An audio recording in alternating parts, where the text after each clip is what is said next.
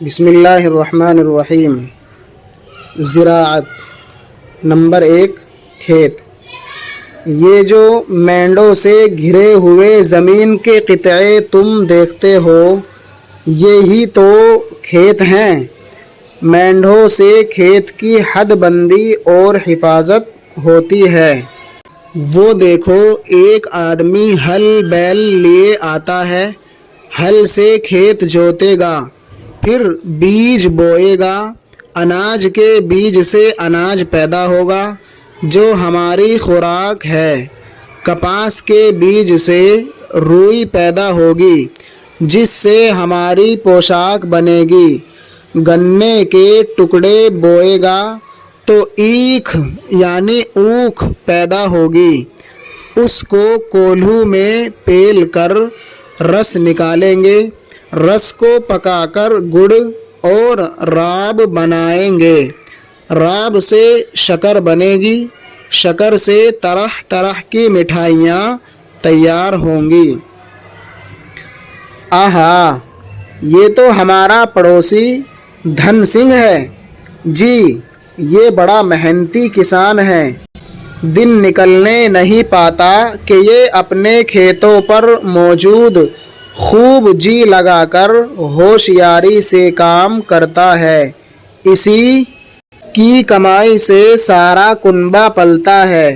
اسی کا ایک بھائی فقیرہ ہے، بڑا سست اور کام چور، اویر سویر بوتا ہے، پیداوار اچھی نہیں ہوتی، ٹکا پلے نہیں، ہمیشہ قرض دار رہتا ہے۔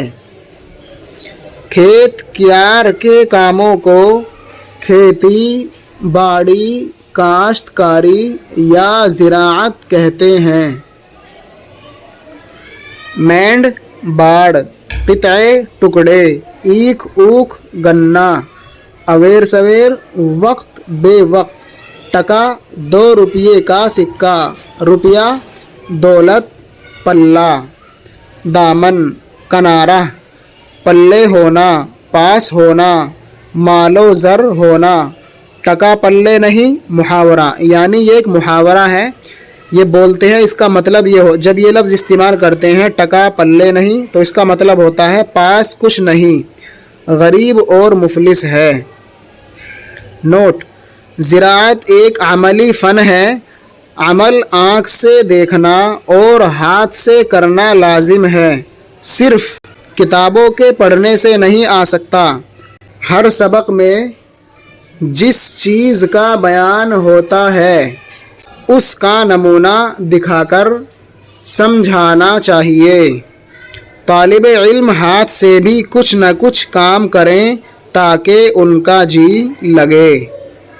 جو کھیتی کرتا ہے وہ کسان یا کاشتکار کہلاتا ہے۔ جو سویرے سویرے اپنے کھیتوں پر جاتا ہے وہ اپنے کام میں جی لگاتا ہے، وہی کھاتا، کماتا اور نفع اٹھاتا ہے، اڑے وقت کے لیے کچھ بچاتا ہے۔